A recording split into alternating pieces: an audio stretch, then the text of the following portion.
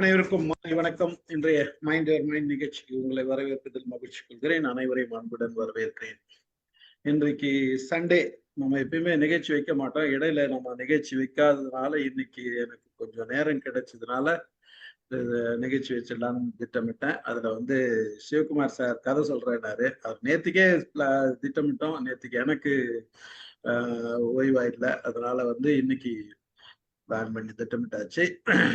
மகிழ்ச்சி. பார்ப்போம். 2 கதைகள். ஒண்ணு சங்கமம், இன்னொன்னு எலி. ரெண்டுமே நம்ம அசோகமித்திரனோட கதை.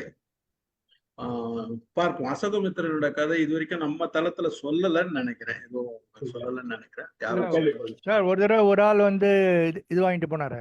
அசோகமித்திரன் கதையை சொல்றேன்னு சொல்லிட்டு சொதப்பிட்டு போனாரு அவரு ஒரு தடவை, ரொம்ப வருஷத்துக்கு முன்னாடி. ஆமா ஆமா, இருக்கலாம். அதனால நான் நினைவுல இல்ல. அதனால நினைவில் இல்ல. அந்த கதையை பத்தி சொல்லுன்னு சொல்லிட்டு சொதப்பிட்டு போனாரு அவரு. ஒண்ணுமே ப்ரிப்பரேஷனே இல்லாம பேசினாரு அதுல. வாங்க சார், நீங்க சொல்லுங்க சிவகுமார் சார். வணக்கம். எல்லாருக்கும் வணக்கம். வாய்ப்புக்கு நன்றி. இது அசோகமித்திரன் பத்தி எஸ்ரா தான் நிறைய சொல்லுவார். அவர் பத்தி ரொம்ப புகழ்ந்து பேசுவார்.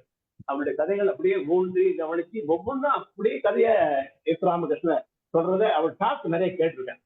2017 இறந்தப்பதான் அவரை பத்தி நான் படிக்க ஆரம்பிச்சேன். அப்போ ஒரு வாங்கின புக்கு தான், அதுக்கு முன்னாடியே இருந்தது. இது முத்துக்கள் 10ன்னு அசோகமித்திரனுடைய 10 கதைகள் இருக்குது. சின்ன சின்ன எல்லாம் 4-5 பக்கம் கதைகள் தான். ஏன் சும்மா படிச்சு பாக்குறப்போ எல்லாம் மிடில் கிளாஸ் லைஃபாவே இருந்தது. ரொம்ப எளிமையான மனிதர்களை பத்தியும் நகைச்சுவா எழுதுறாரு. 1931 பிறந்து 2017 86 வயதுக்கு வாழ்ந்திருக்காரு. செகண்ட் ராபர்ட்ல பிறந்திருக்காரு. 21 வயசுல சென்னைக்கு வந்தவர். அப்பாவின் சிநேகிதர் என்ற ஒரு கதை தொகுப்புக்கு அவருக்கு சாகித்ய அகாடமி கொடுத்திருக்காங்க. இப்போ கதைக்கு போறோம். சங்கமம். இது ஒரு மிடில் கிளாஸ் அபார்ட்மெண்ட்ல வாழ்றவுடைய ஒருத்தருடைய அனுபவம். அங்க நடக்கிற சின்ன சுவையான சின்ன பிரச்சனைகள்.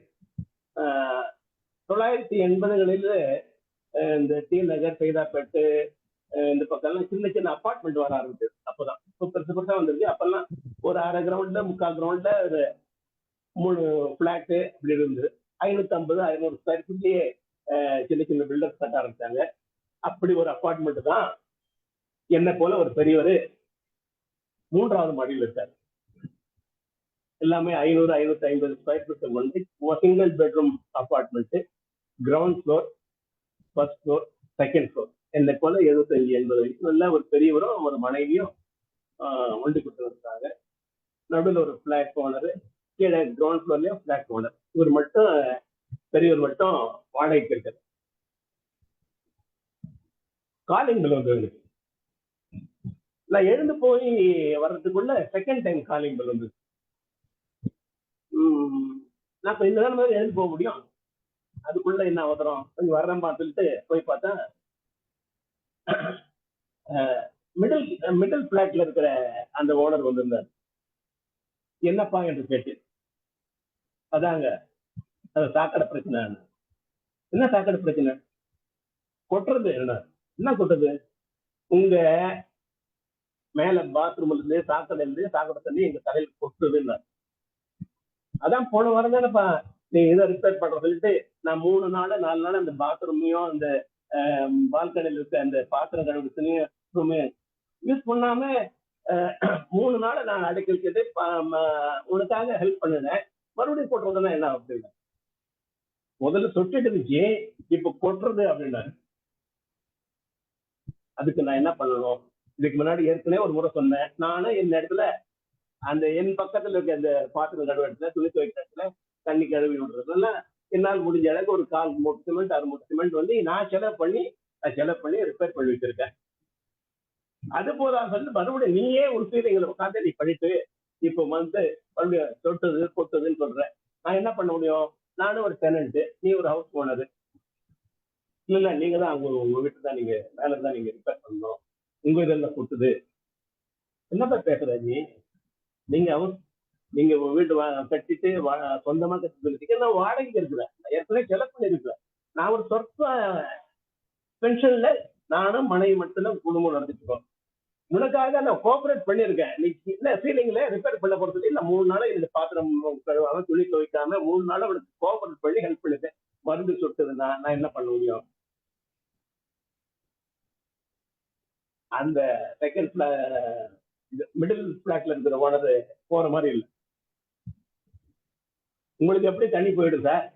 ஆனா காலைல எழுந்த உடனே என் தலையில தான் முள்ள கொட்டுது அப்படின்னு கோபமா பேச ஆரம்பிச்சார்.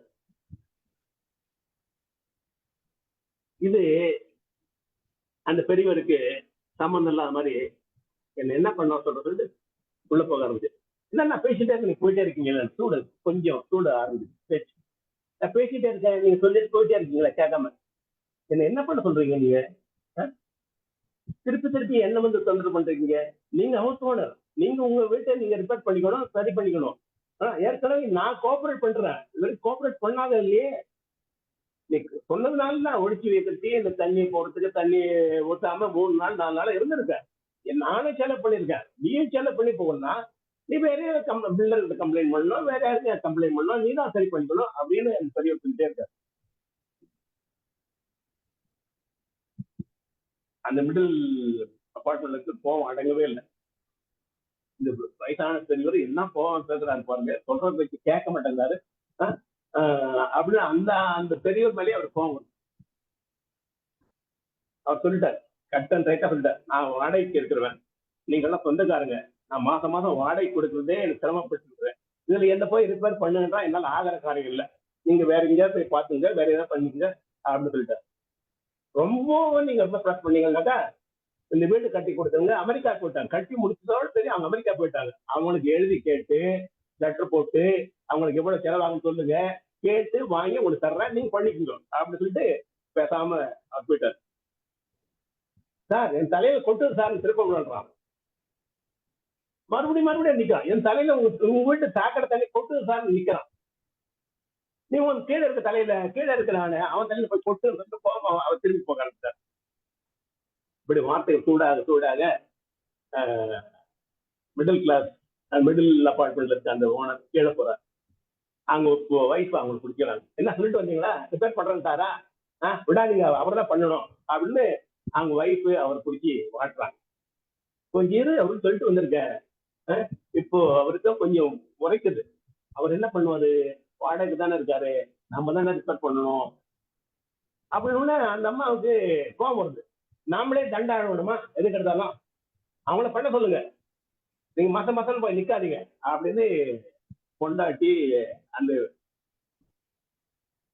செகண்ட் அபார்ட்மெண்ட்ல இருக்கிற அந்த ஓனர் பேசுறான்.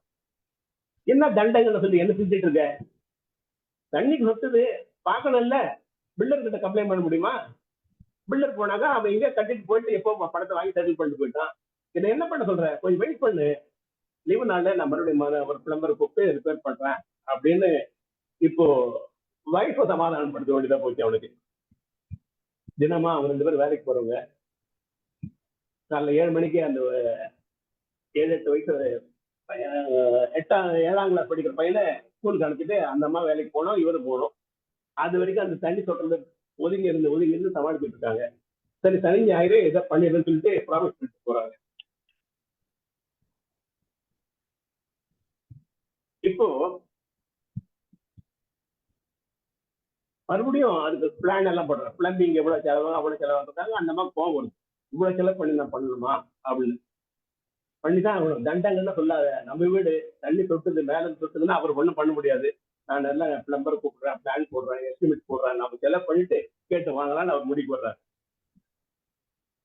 இப்படிதான் அவர் இந்த மிடில் அபார்ட்மெண்ட்டுக்கார அவர் நினைக்கிறாரு, நம்ம ஏற்கனவே ஒரு இருந்த அபார்ட்மெண்ட்ல மேல இருக்க சண்டை போட்டு தான் நம்ம தனியா வீடு வாங்கி வந்திருக்கோம். சொந்த அபார்ட்மெண்ட் வந்த இருக்கணும் இந்த மாதிரி பிரச்சனையே இருந்தது. பழைய அபார்ட்மெண்ட்ல இருந்ததெல்லாம் அவர் ஞாபகம் இருக்கு. மேல இருக்கிறவங்க சண்டை போட்டதுனால அவன் ராத்திரிலயே பகல்லையும் அம்மிக்கல் வச்சு டம்மு டம்முன்னு இடிப்பான். டம்மு டம்மு டான்ஸ் ஆடுவாங்களாம், மியூசிக் போட்டு அலற விடுவாங்களாம். இதுக்காக முன்னாடி இருந்த வீட்டுல வாடகை வீட்டுல மேல இருந்து சண்டை போட்டதுனால ரொம்ப டார்ச்சர் பண்ணிருக்காங்க. அதெல்லாம் பொறுக்காம தான் தனி வீடு கட்டிட்டு ஒரு அபார்ட்மெண்ட் வாங்கணும். இங்க பிரச்சனை சமாளில ஏதாவது போடுவாங்களாம். தூங்கிட்டு இருக்க குழந்தை அலறியை அடிக்குமா. இந்த மாதிரி எல்லாம் அந்த வாடகை வீட்டுல ஒரு தொந்தரவு தங்கிக்கிட்டு வந்து இப்போ வந்துருக்காரு. இங்க வந்தாலும் இந்த பிரச்சனை. சரி, இந்த நிமிஷத்துக்கு அப்புறம் ஒரு கொஞ்சம் அமைதியாயிட்டு அடுத்த சனி ஞாயிறுல இது பண்ணலாம் சொல்லிட்டு நெக்ஸ்ட் டே காலைல போறப்போ முதல்ல 7 மணிக்கெல்லாம் கண்ணு கொட்ட ஆரம்பிக்குது. அந்த அம்மா புலம்பல் அதிகமாக முதல்ல தலை தொட்டது எம்எல் தான் கொட்டுது. இந்த அளவு இதெல்லாம் நான் தான் தேங்க் பண்ணீங்கலாம் அந்த அம்மா ஒரு தூண்டி விட்டுட்டே இருக்காங்க. கொஞ்சம் வெயிட் பண்ணி கொண்டாடி சமாதானம் பண்ணிட்டு வெளியே வர்றாரு. வெளியே வர்றப்போ இன்னொரு காலிங் பெல் வருது. யாரப்பான்னு போய் பார்த்தா கீழே வீட்டுல இருக்கிற அந்த ஓனருடைய பையன் வந்து காலிங் பெல் அழுத்தான். என்னப்பான்? அப்பா அவங்கள கீழே கூப்பிட்டு வர சொன்னாருன்னு போறோம். கீழே போன உடனே கீழே இருக்கிற ஓனர் வாங்க வாங்க வாங்க நேரா வாங்க உள்ள வாங்க அப்படி கூட்டு போய் நேரா அவரு பாத்ரூம்லயும் அவரு பால்கனில இருக்க அந்த சாக்கடை ரூமுக்கு போனாக்கா அவரும் வந்து தண்ணி கொட்டுது. பாருங்க உங்க வீட்டுல இருந்து தண்ணி கொட்டுது, அதை நீங்க தான் கேள்வி பண்ணிடுறாரு. இப்ப நடுவில் இருக்கிற அந்த அப்பார்ட்மெண்ட் ஓனருக்கு தலையில கை வச்சுக்கிறாரு. தன் வீட்டுக்கு நாம தான் செலவு பண்ணணும், கீழே வீட்டுல தண்ணி போடுறதுக்கு நாம தான் செலவு பண்ணணும். இந்த மாதிரி அனுபவிக்க வேண்டியதாக சொல்லி மிடல்ல இருக்கிற அந்த அப்பார்ட்மெண்ட் தலையில வச்சுட்டு நிற்கிறாரு. இதை பார்த்து என்ன போல வயசான பெரியவர் மனசுக்குள்ள சிரிச்சுக்கிறாரு. இதோட கதை முடியுது. ஒரு சின்ன கதை தான். சங்கமம் சாக்கடை தண்ணி வீட்டுல இருந்து வழுவுறதை பத்தி ஒரு சின்ன கதை. இது எப்ப எழுதிருக்காருங்க? 1980களில் இருந்த அப்பார்ட்மெண்ட்ல நடந்த கதைகள் எழுதிருக்காரு. இது இன்னைக்கே தொடருது. இந்த பாத்ரூம்ல இருக்க தண்ணியை சொல்றது நான் பல வீட்டுல பாத்திருக்கேன். அண்ணா நகர்ல இருந்த ஒரு வீட்டுல பாத்திருக்கேன். அண்ணா நகர்ல என் பெண் வீட்டுல இருந்தது மாடியில இருந்து கீழே தண்ணி சொல்றது பாத்திருக்கேன். இங்க சோழிங்கர்ல ராம்ஸ் அப்பார்ட்மெண்ட் ஒண்ணு இருக்கு. என் பையனும் மருமகள் இருக்காங்க, இன்னொரு ஃப்ரெண்ட்ஸ் என் டாக்டர் அங்க ஒரு வீடு. அந்த பாத்ரூம்ல இருந்தோம் கீழே தொட்டுது தண்ணி. இதை ரிப்பேர் பண்றதே வேலையை போய் இதெல்லாம் என் வீட்லயே நான் இருக்கிற முதல் மாடி கீழே தண்ணி தொட்டுது. நான் கட்டி 50 வருஷம் ஆயிடுச்சு. இதுக்கு எல்லாமே பாத்ரூம் வந்து தண்ணி தொட்டுறது எல்லா இடத்துலயும் நடக்கிற ஒரு சமாச்சாரம். இது அப்பவே இருக்காரு அசோகமித்ரன். இந்த சின்ன ஸ்டோரி தான். இது என்ன சொல்ல வர்றோம்னாக்கா இந்த பிரச்சனைகள் இங்க இருக்கிற சென்னையில இருக்கிற பல அப்பார்ட்மெண்ட்ல நடக்குது சொல்ற தெரியுறதுக்காக இந்த கதையில சொன்னாங்க. சரி, அடுத்த கதைக்கு போயிடலாமா? போயிடலாம் சார், போயிடலாம். அடுத்த கடைக்கு போயிடலாம். இது ஒரு மிடில் கிளாஸ் சைதாப்பேட்லயோ டி நகர்லயோ ஒண்டி கொடுக்கணுன்ற ஒரு கணேசன். அவருக்கு வீட்டுக்கு வர்றப்பே கோவமா வரும். 2வது நாள் எப்படி இருக்காங்களா வீட்டுல எலிப்பொறிக்கு ஏதாவது வைக்கிறதுக்கு ஏதாவது வச்சிருக்காங்க பாத்தீங்களா? நைட்ல வந்து என்ன எலி தொந்தரவு பண்ண போது எனக்கு தூக்கம் வரப்போறது இல்லை அப்படின்னு வீட்டுல இருக்கிற பொம்பளைங்க மேல கோவம் வருது. அவரு சின்ன சம்பளத்துல இருக்காரு. கூட கல்யாணம் ஆக அக்கா 50 வயசு இருக்கும், 40 வயது மனைவி, 13 வயது மகள். இவர் ஒரு சின்ன பிரைவேட் கம்பெனில ஒர்க் பண்ற, சின்ன சம்பளத்துல ஒர்க் பண்ற. எல்லாம் ஒன்று கொடுக்குறது. தொடச்சி வச்சிருக்காங்க வீட்டுல, ஒண்ணுமே இல்லையே. இன்னைக்கு நைட் வந்து எலி வந்து நம்ம தொந்தரவு பண்ண போகுது, எலி பொறிக்க வைக்கிறதுக்கு ஒண்ணுமே இல்லையா கேட்கறா வீட்டுல. எதையாவது நிச்சயமா இது வைக்க கூடாதா? ஒரு அப்பளம், ஒரு தோசை துண்டு எதையாவது வச்சுக்க கூடாதா? அந்த அம்மா புலம்புறாங்க. எங்க தோசையும் அப்பளம் செய்யறதுக்கு எங்க இருக்கு? நம்ம எல்லாம் என்னைக்கு தோசை அப்பளம் வெறும் ரசமும் ரவா உப்போம் தான் சாப்பிடணும். இது எடுத்து எப்படி எழுதி வைக்க போறீங்க? நம்ம என்னைக்கு நம்ம இந்த மாதிரி வடையும் அடையும் செஞ்சு சாப்பிட்டுருக்கோம்? வெறும் ரசம் வெறும் ரவாதத்துல நம்ம குடும்பம் இருக்கோம் அப்படின்னு அந்த அம்மா புலம்புறாங்க. படுத்த உடனே கொஞ்சம் கண்ணாசுற நேரத்துல எலி மேல உருட்டுறது சண்டை பரன்ல. அவருக்கு எல்லாமே தெரியுது. எலி போறது வர்றது, மேல பரன்ல இருந்து சாம்பார தட்டுல ஏறுறது, இப்போ தகர டப்பா எல்லாமே வீட்டுல இருந்து தகர டப்பா தான், தகர டப்பால உருட்டுறது எல்லாம் சேர்ந்து நம்மன்னு ஏதோ விழுறத கேட்க பார்த்தா இருக்கிற கொஞ்சம் எண்ணெயில் இருக்க பாட்டில் தள்ளி விட்டு எழுந்து லைட் போட்டு பார்த்தா எலி ஆஸ் யூஷுவலா எதையாவது உள்ள உருட்டிட்டு போச்சு. அந்த வீட்டு பொம்பளைங்க பார்த்து கோபமா வரும். 10க்கு 10 ஒரு ரூமு, 5க்கு 5 ஒரு சின்ன கிச்சன், அது சுற்றி சின்ன பால்களை துணி காயப்பட்டது. இந்த இடத்துல எலி நம்மளை தூங்க விடாம தொந்தரவு பண்ணுதுன்னு இவருக்கு வருத்தம். சரி, வீட்டுல எலி பொறி வைக்கிறதுக்கு ஒரு துண்டு கூட இல்லை, ஒண்ணுமே இல்லையே. அது சக்கரப்பா அந்த அம்மா எங்கேயோ மூளை பிடிச்சிட்டு சின்ன ஒரு வெங்காயம் வளர்ந்துடுறாங்க. தூக்கி எறிகிறார், இந்த வெங்காயம் தான் களி சாப்பிடுறது இல்லையான்னு. அந்த அம்மாவுக்கு அந்த சின்ன வெங்காயம் தூக்கி குப்பையில் போடுறதுக்குள்ள அந்த அம்மாவுக்கு வருத்தம். ஸோ அவ்வளவு வறுமையில இருந்திருக்காங்க. அந்த மாதிரி எளிமையான மனிதர்கள் வாழ்றதான். சரி, இன்னைக்கு எலி பிடிச்சோன்னு சொல்லிட்டு ஒரு 4 அணா தூக்கிட்டு பாக்கெட்ல போட்டுன்னு ஏதாவது வாங்கிட்டு வரலாம். அதுக்கு எலிக்கு வேண்டியது நல்ல ஒரு மொறுமொறுன்னு ஒரு முறுக்கோ, இல்ல மொறுமொறுன்னு ஒரு வடை, இல்ல ஒரு பஜ்ஜி, ஒரு போண்டா, இப்படிதானே ஒண்ணு. எங்கேயாவது போய் பார்த்தா 8 மணி ஆயிடுச்சு, எல்லாம் குட்டி கிடந்தா இருக்கு. எல்லாம் ஒரு தெருவில் இடத்த விடுவாங்க, அவங்க கூட காணும். அலைஞ்சு கிளைஞ்சி பார்த்தா அந்த பக்கம் எங்க சைதாப்பேட்டை பக்கம் எங்க ஒரு பக்கத்துல ஒரு தெரு பக்கத்துல ஒரு தெரு மீட்டிங் நடக்குது. தெரு மீட்டிங் நடக்குது. நிக்சனை திட்டிட்டு இருக்காங்க, ஒருத்தர் இந்திரா காந்தியை திட்டிட்டு இருக்காங்க. எல்லாம் 75, 76 நடந்த கதை இது. ஊர்ல இருக்க அரசியல்வாதிகள் திட்டிட்டு இருக்காங்க. இந்த மீட்டிங் மேல அவருக்கு கவனம், எவருக்கு ஏதாச்சும் எங்கேயாவது வட தோட்டம் கடையா இருக்கான்னு பார்த்தாங்க. அப்படி திரும்பி பார்க்கறப்போ ஒரு பக்கத்துல ஒரு தள்ளு வண்டியில எண்ணெய் ஊற்றி வடை சுட்டுருக்கான். போய் பார்த்தா அந்த கும்பலா அந்த மீட்டிங் வந்தவொடனே சாப்பிட்டுருக்காங்க.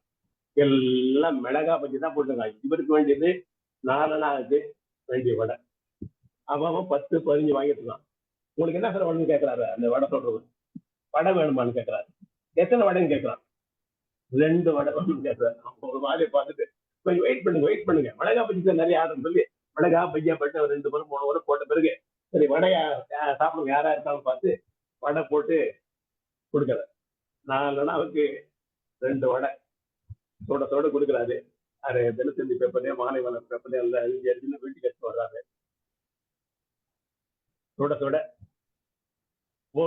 ஒரு வடை போதும் எலிக்கு, இன்னொரு வடை அப்படி இடுன்னு போடுறது. அவருக்கு நாக்கு ஊறுது, அதையும் சாப்பிட்டுக்கிறாரு. சாப்பிட்ட பிறகு அந்த ஒரு வடைய எலி பொரியல் வச்சு தூங்க ஆரம்பிச்சாரு. நல்லா தூங்கிட்டாரு. காலைல எலி மாட்டிச்சு. காலங்காத்தால நான் சாப்பிடலாம் சாக்கடையில் அந்த எலி தீ கூட்டுவாரு. இல்ல மறுபடியும் நம்ம வீட்டுக்கு வந்தது பெரிய கிரவுண்டுக்கு போயிட்டு கிரவுண்டுக்கு கூட்டு போறாரு. கிரவுண்டுக்கு போன உடனே இந்த பசங்க எல்லாம் அடிக்கிறதுக்கு ரெடியா கல்லாம் பொம்பை எடுத்துட்டு வர்றாங்க. இதெல்லாம் அடிக்காத சொல்லி திறந்து விட்ட உடனே அது பெருசாச்சுன்னு தெரியாம திறந்த உடனே எலி ஓடுது. டக்குன்னு ஒரு எங்கேயோ வந்த காக்கா அது கவ்வி கொத்திட்டு போயிடுது. இவருக்கு ரொம்ப பாவமாயிடுச்சு, துக்கமாயிடுச்சு, மனசு வலிக்குது. ஐயோ ஒரு பலி எலி நம்மளா செத்து போச்சேன்னு. இதை விட ஒரு துக்கம் அவருக்கு பெருசா இருந்தது. என்னன்னாக்கா அந்த எலி பொடியை திறந்து பார்த்தா இவர் வாங்கி வச்ச அந்த 2 அணா வடை தொடவே இல்லை. ஐயோ 2 அணா வடைய போச்சேன்ற பெரிய துக்கம். இதோட கதையை முடிக்கிறாரு. வணக்கம் சார். இந்த கதைக்கு வடை போச்சேன்னு பேர் வச்சிருக்கலாம், எலிக்கு பதிலா. கைத்தட்டலாம் நம்ம.